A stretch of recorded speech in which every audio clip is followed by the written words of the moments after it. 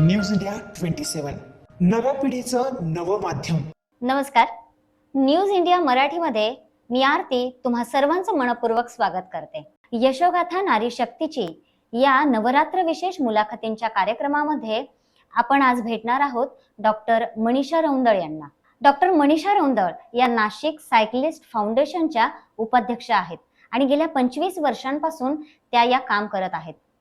तर आज आपण त्यांना भेटूयात. नमस्कार मॅडम. नमस्कार. न्यूज इंडिया मराठी यांनी यशोगाथा महिलेची या कार्यक्रमास खास करून आम्हाला आमंत्रित केलं आणि तेही नवरात्री निमित्त. खरं तर मी खूप आभारी आहे मनस्वी. आणि आज मला माझा जीवन प्रवास सांगण्यासाठी खरोखर मला मनापासून आनंद होत आहे की नवरात्री निमित्त हा मी जीवन प्रवास तुमच्या समोर मांडणार आहे. नक्कीच. आपण ही जी चर्चा करत आहोत तर नवरात्री विशेष ही आपली चर्चा आहे. आणि मला तुम्हाला यावेळी सांगायला आनंद वाटेल की माझा एक कवी मित्र आहे, तो असं म्हणतो की बाया कोण त्या जातीच्या, बाया कोण त्या धर्माच्या, त्यांची जात कुळी एक, बाया राब त्या मातेच्या. मातीतल्या बाया किती झाल्या मातीत गुडूप, अख्खा जल मग बाई जसं काटेरी झुडूप. बाईच्या जन्माला आलं म्हणजे आपल्याला किती प्रसंगांना तोंड द्यावं लागतं हे मी वेगळं आणि विशेष असं सांगायला नको, परंतु आहे त्या परिस्थितीमध्ये आपलं पॅशन जपणं, आपलं करिअर करणं आणि शिक्षणाची वाट धरून सावित्रीचा वसा चालवणं हा या सावित्रीच्या लेकींचा धर्म आहे. आणि म्हणूनच आज मला तुम्हाला विचारायला आवडेल की या सगळ्या प्रवासाची सुरुवात तुमची नेमकी कशी झाली? मी एक सामान्य शेतकरी कुटुंबातील मुलगी, लहानपणापासूनच खूप हट्टी. आणि माझा हट्ट आणि ह्या सगळ्या गोष्टी म्हणजे माझी आईने एकदा मामा मला भेटायला आले आईला आणि मला मामाच्या गावी शिक्षणासाठी त्यांनी पाठवलं. मग सुरुवात अशी झाली की जवळच मला साधं महानगरपालिकेच्या शाळेमध्ये ॲडमिशन घेतलं आणि माझे आजोबा पोलीस पाटील गावचे आणि मला एक पाटलांची नात म्हणून तो एक सन्मान देखील मिळाला. पण आपण दुसऱ्याच्या घरी आपण शिक्षणासाठी आलोय, घरातील सर्व कामांना मदत करून शिक्षणाची कास धरली. आणि बघता बघता माझं एक 7वी पर्यंतचं शिक्षण ग्रामीण भागात झालं. त्यानंतर मग आई वडील शहरामध्ये सेटल झाले. मग शहरामध्ये आल्यानंतर मग आपली ग्रामीण भागातील भाषा आणि मग ते शाळेमध्ये सगळं ॲडजस्ट होणं, या सगळ्या गोष्टींचा प्रवास पण खरं तर खडतर होता. आणि मला मनापासून एक इच्छा होती की आपण समाज सेवे करण्यासाठी आपण एक डॉक्टर की हा पेशा आपण नक्कीच निवडावा. माझी आत्तेबहीण ही डॉक्टर होती आणि मग तिला जो सगळा मान मिळायचा, मग माझी इच्छा होती यार आपण सुद्धा डॉक्टर झालं पाहिजे. मग त्यासाठी मी सायन्सला ॲडमिशन घेतलं. 12वी मध्ये खूप चांगले मार्क्स मिळाले मला. माझा नंबर बाहेरगावी लागत होता, पण वडिलांची इच्छा बाहेरगावी पाठवण्याची नव्हती. मग नाशिकमध्ये जे मिळेल ते कॉलेजला मी ॲडमिशन घेण्याचं ठरविलं आणि स्वतः जिद्दीने चिकाटीने मी माझं वैद्यकीय शिक्षण पूर्ण केलं. शिक्षण झाल्यानंतर माझ्या मनात एकच इच्छा होती की आपण आयत्या बिळावर नागोबा व्हायचं नाही, आपण स्वतः स्वकर्तृत्वावर आपला दवाखाना उभारायचा. आणि खरंच असं झालं की माझी डॉक्टर नितीन रौंदळ यांच्याशी भेट आम्ही एका हॉस्पिटलला मी CMO म्हणून काम करत होती तिथे आमची झाली. आणि हा थरसा ओळखीतनं पण आमचा लव्ह कम अरेंज मॅरेज झालं सगळ्यांच्या संमतीनुसार. खरं तर त्यांच्या मोठ्या भावाचं लग्न लवकरच निश्चित झालेलं होतं, त्याच्यामुळे घरचे लगेचच तयार नव्हते आमचं लगेचच लागोपाठ लग्न करण्यासाठी. मग त्यांनी 6 महिन्याचा तर कालावधी दिला. मग या 6 महिन्यात काय करायचं, तर मी म्हटलं आपण तोपर्यंत ह्या 6 महिन्याची संधी घेऊया. मी भाडे तत्वावर माझा दवाखाना सुरू केला, तोही लग्नाच्या आधी.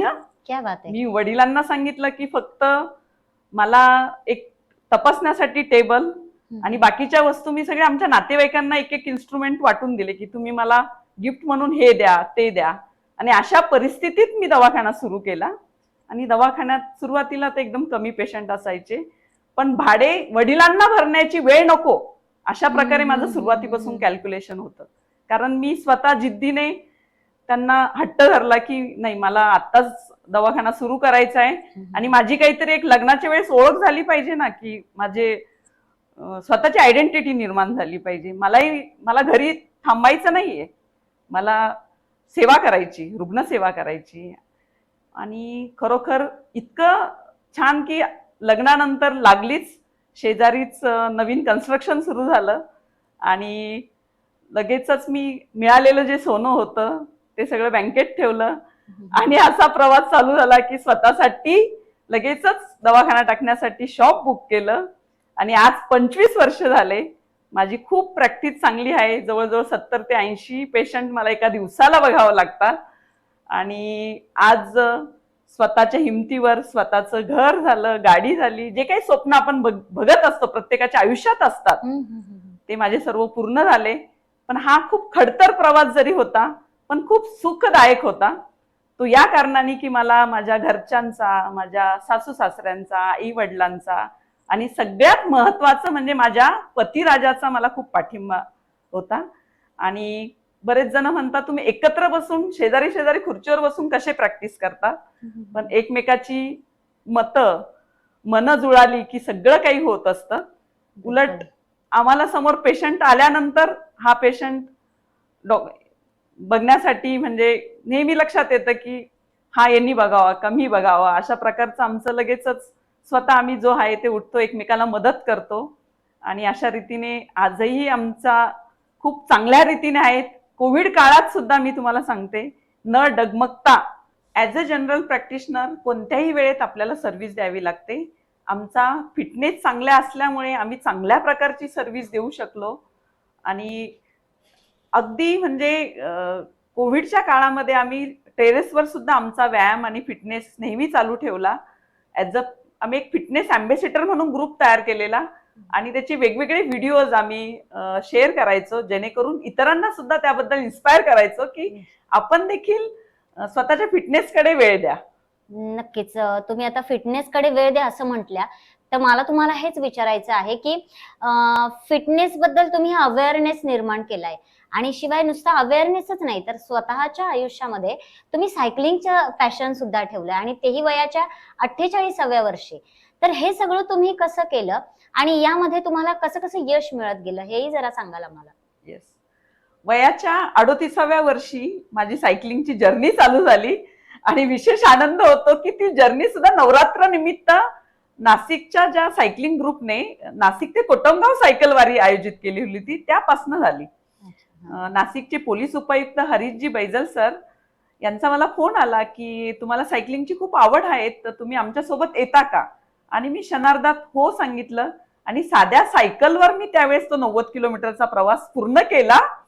आणि त्या 90 किलोमीटरच्या प्रवासामुळे मला एक स्वतःमध्ये कॉन्फिडन्स डेव्हलप झाला.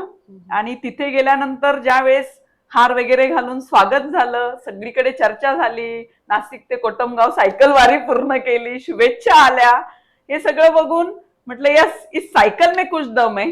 आणि तेव्हापासून मी काही सायकलची नाळ आतापर्यंत सोडलेली नाही.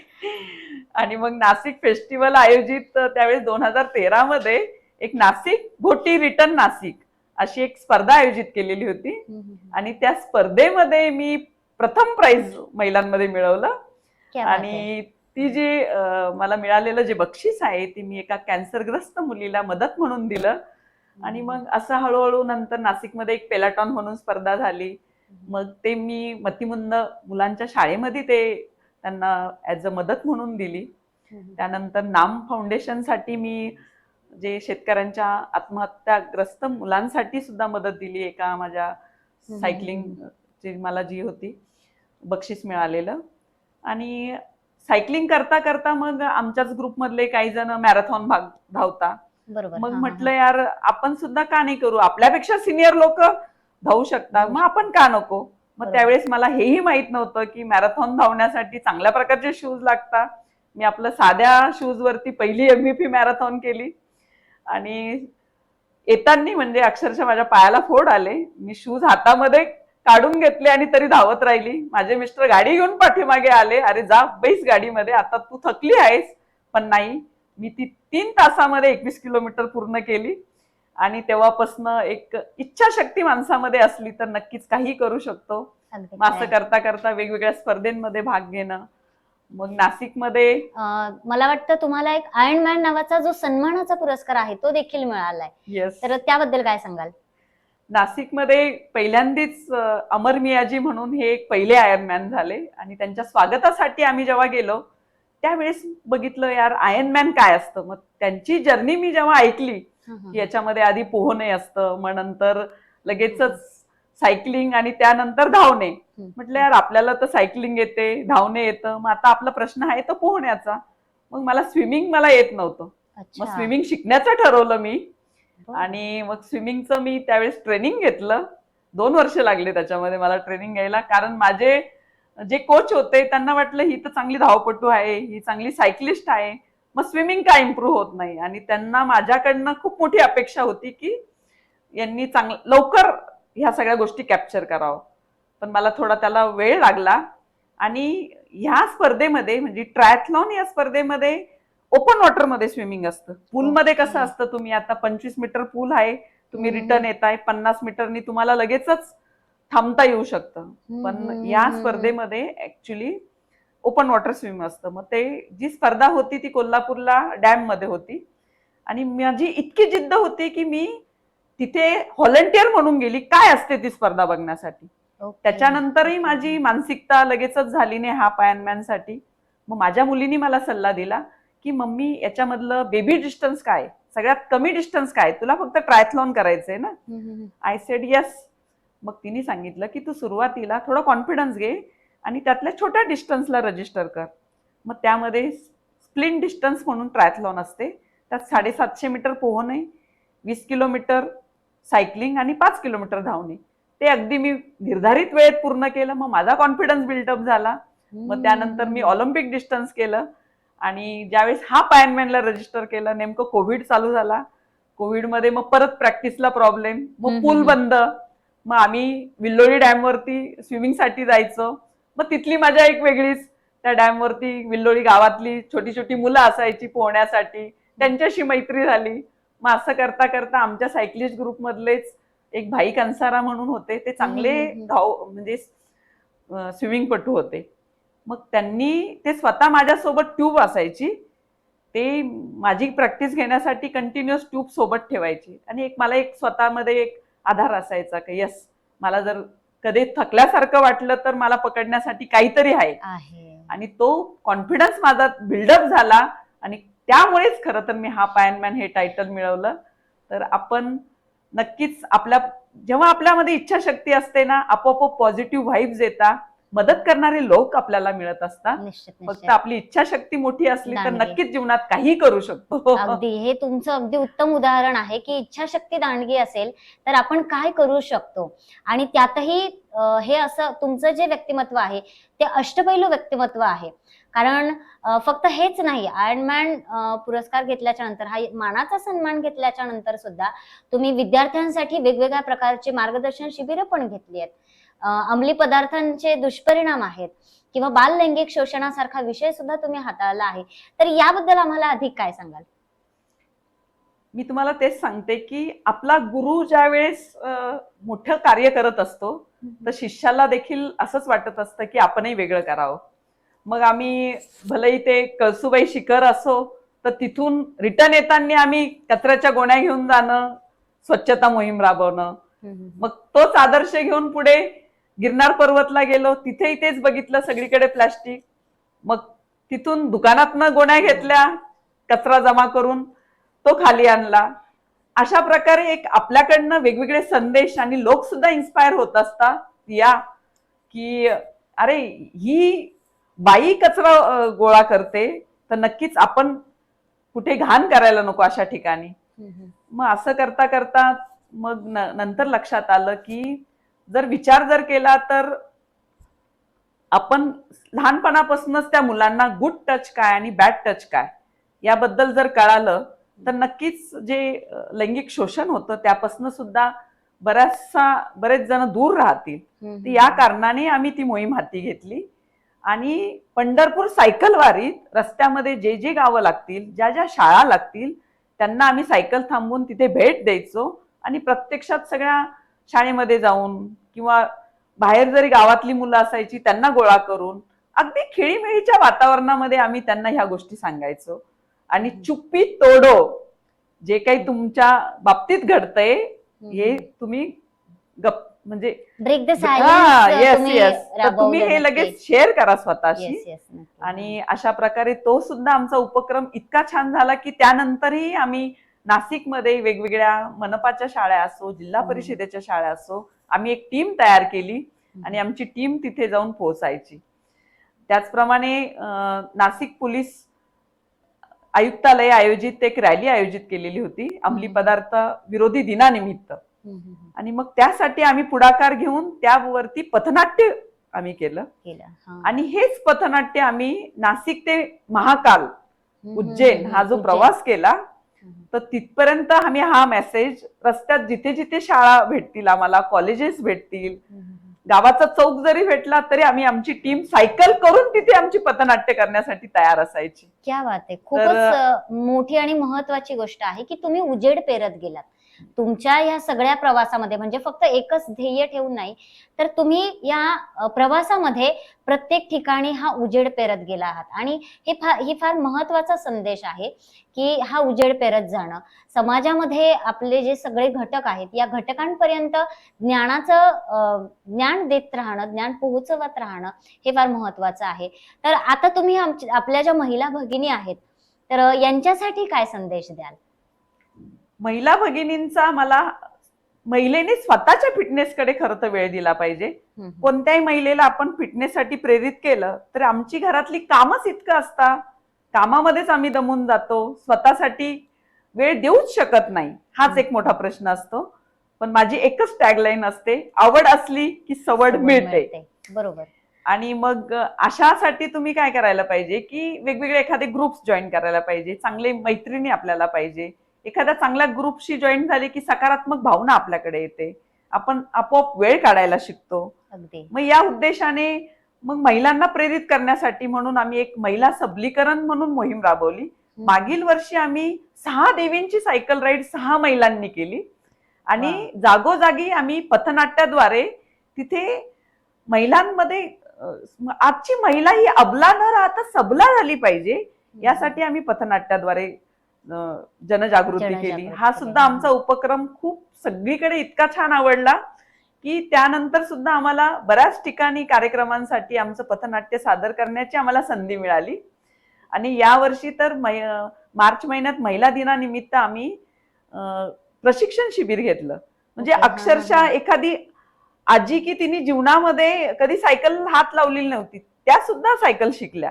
तर मोफत 8 दिवस आमच्या सुद्धा सायकलिस्ट सखी आमच्या सोबत असायच्या, सायकलिस्ट बंधू असायचे. आम्ही स्वतः गोल क्लब मैदानामध्ये सायकली उपलब्ध केल्या आणि 8 दिवस त्यांना मोफत प्रशिक्षण दिलं. त्यातीलच महिला काही कॉन्फिडन्स घेऊन पंढरपूर वारीत सुद्धा सहभागी झाल्या. क्या बात आहे. आणि मी जशी मॅरेथॉन धावते, प्रत्येकाला वाटतं की यार मॅरेथॉन म्हणजे एक अटायर असतं, वेगळ्याच प्रकारचा टी शर्ट पाहिजे, पॅन्ट पाहिजे. तर असं न करता तुम्ही कोणत्याही पेहरावमध्ये धावू शकता. मग सप्तशृंगी हिल मॅरेथॉन आणि ती देवीच्या ठिकाणी. आणि म्हटलं इथं सगळेजण बघितले तर शहरातलेच धावपटू येत असतात, ग्रामीण भागातले का नाही. मग मी हा उद्दिष्ट समोर ठेवून त्यावेळेस मी नऊवारी साडीत अगदी पूर्ण अलंकार वगैरे घालून मी ती हिल मॅरेथॉन म्हणजे नांदुर्डी पासून वरती पळत जायचं, त्या घाटाने तळ्यापर्यंत जायचं, वरून रिटर्न परत खाली येणं. हे 21 किलोमीटर अंतर मी नऊवारी साडीमध्ये 2.5 तासामध्ये धावली. आणि याची प्रेरणा घेऊन नक्कीच मला असं वाटतं की माझ्या मैत्रिणी अनेक तयार झाल्या की यार ही साडीमध्ये धावू शकते, मग आपण का नाही. तर अशा प्रकारचं माझे वेगवेगळे उपक्रम असतात की जेणेकरून महिलांना बाहेर काढणं. बरोबर. तर कारण स्वप्न पाहणं, ती पूर्ण करता येणं आणि त्यासाठी आपल्या पंखांमध्ये आपण स्वतःच बळ भरणं, हे आजकालच्या महिलांसाठी फार महत्वाचा असा संदेश तुम्ही आज आम्हाला दिला आहे. मॅडम, तुम्ही पेशाने डॉक्टर आहात, पण पॅशन मात्र तुमचं सायकलिंग हे आहे. आणि तुम्ही नाशिक सायकलिस्ट फाउंडेशनच्या सेक्रेटरी म्हणून पण काम बघितलं आहे आणि आता देखील उपाध्यक्ष म्हणून काम बघत आहात. तर हा कालावधी देखील बरंच मोठा आहे. तर याबद्दल तुम्ही अधिक काय सांगाल? मला सायकलिंगचा लळा लागला आणि त्या लळ्यासोबतच मला सायकलिंग ग्रुप बरोबर काम करण्याची पण मला संधी मिळाली. मग माझा इतका म्हणजे सक्रिय उत्साह आणि सगळीमध्ये काम करण्याची माझी इच्छाशक्ती बघून मला फाउंडर सेक्रेटरी होण्याचा मान मिळाला. वा. आणि मग प्रत्येक स्वतःच्या सायकलिंग सोबत वेगवेगळ्या स्पर्धा आयोजित करणं, कार्यक्रम आयोजित करणं आणि माझ्यासोबत माझं कुटुंबही नेहमी त्यामध्ये सहभागी असायचं. असं करता करता जरी अनेक वेळा अध्यक्ष बदलले, पण माझी कामाची पावती बघून प्रत्येकानेच मला कमिटीमध्ये घेण्याचं ठरवलं. क्या बात आहे. आजही मी सायकलिस्ट ग्रुपची उपाध्यक्ष आहेत आणि स्वच्छ, सुदृढ आणि हरित नाशिक यासाठी आमचा नाशिक सायकलिस्ट फाउंडेशन हा ग्रुप कार्यरत असतो. मग वेगवेगळ्या माध्यमातनं सायकलिंगचा लळा लोकांपर्यंत पोहोचण्यासाठी आम्ही वेगवेगळ्या राईड्स आयोजित करत असतो. जसं आत्ताही नवरात्री निमित्त आमची सलग 10 दिवस रोज सकाळी राईड असते आणि आमच्या राईडमध्ये महिलाही सहभागी होतात, पुरुष देखील सहभागी होत असतात. म्हणजे नवरात्री निमित्त नुसतीच लेडीजची राईड नाही, तर आमचे पुरुष बांधव सुद्धा यामध्ये सहभागी असतात. गणपती दरम्यान सुद्धा आम्ही इको फ्रेंडली गणपती उत्सव साजरा करावा अशा दृष्टीने आमच्या वेगवेगळ्या राईड्स असतात आणि वेगवेगळे चॅलेंजेस आम्ही लोकांना देत असतो, जेणेकरून आमच्याकडे जास्तीत जास्त लोक म्हणजे सायकलिंगकडे वळतील आणि सायकल कशी निवडावी इथपासून आम्ही मार्गदर्शन करत असतो. कारण सायकल जर प्रॉपर निवडली तर नक्कीच लॉंग डिस्टन्ससाठी कॉन्फिडन्स डेव्हलप होतो. मग अशा सगळ्या ज्या गोष्टी असतात आमच्या नाशिक सायकलिस्ट फाउंडेशनचे एकदा मेंबर झाले की या सगळ्या गोष्टी आपोआपच यामध्ये असतात. आणि आमचा जो ग्रुप आहे त्याच्यावरती फक्त सायकलिंग विशेष मेसेजेस असतात. त्याच्यामुळे नक्कीच ज्यांनाही सायकलिंगची आवड असेल किंवा आत्ताही सायकल करण्याची इच्छा असेल, नक्कीच आमच्या ग्रुपला जॉईन व्हा. म्हणजे ज्यांना इच्छा आहे ते तुम्हाला नक्कीच जॉईन होऊ शकतील. या मुलाखतीच्या माध्यमातून त्यांच्यापर्यंत हा संदेश सुद्धा जाणार आहे की हे जे पॅशन आहे किंवा फिटनेस जो आहे, तर सायकलिंगच्या माध्यमातून तुम्ही तुमचा फिटनेसही राखू शकताय आणि अवेअरनेस मध्ये या सायकलिंग ग्रुप सोबत तुम्ही नक्कीच जॉईन होऊ शकताय. कारण सायकलमुळे आपलं आरोग्य तर चांगलं राहतं, पण पर्यावरण संवर्धनासाठी आपण काहीतरी करतो याचं एक मानसिक समाधान आपल्याला लाभतं. तर आमचा सध्याचा जो मोमेंट आहे आमच्या नाशिक सायकलिस्ट ग्रुपचा तो म्हणजे नेट झिरो इंडिया. खरंच जर बघायला गेलं तर हरितगृह वायूचं प्रमाण इतकं वाढत चाललंय आणि प्रदूषण रोखण्यासाठी प्रत्येक व्यक्तीचं कर्तव्य आहे की आपण सायकल वापरली पाहिजे.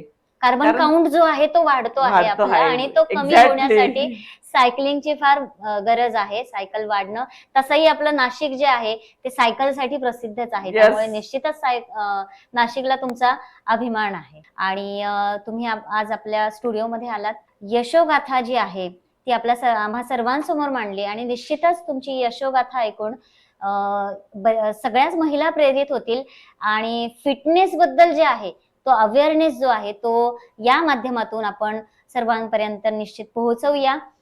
पुन्हा एकदा तुमचं खूप खूप आभार, तुम्ही इथे आलात आणि ही जी आपली मुलाखतीचा हा जो विशेष कार्यक्रम आहे या कार्यक्रमासाठी तुम्ही उपस्थित झालात. तुमचे पुन्हा एकदा मनपूर्वक आभार. धन्यवाद. पुनश्चा न्यूज इंडिया मराठी यांचे मी मनस्वी आभार मानते. आणि मॅडम, तुम्ही देखील एक अमूल्य वेळ देऊन आमची मुलाखत घेतली, आपले देखील खूप आभार. आणि एका महिलेसाठी वेळ काढणं ही सुद्धा खूप मोलाची बाब आहे. धन्यवाद. धन्यवाद.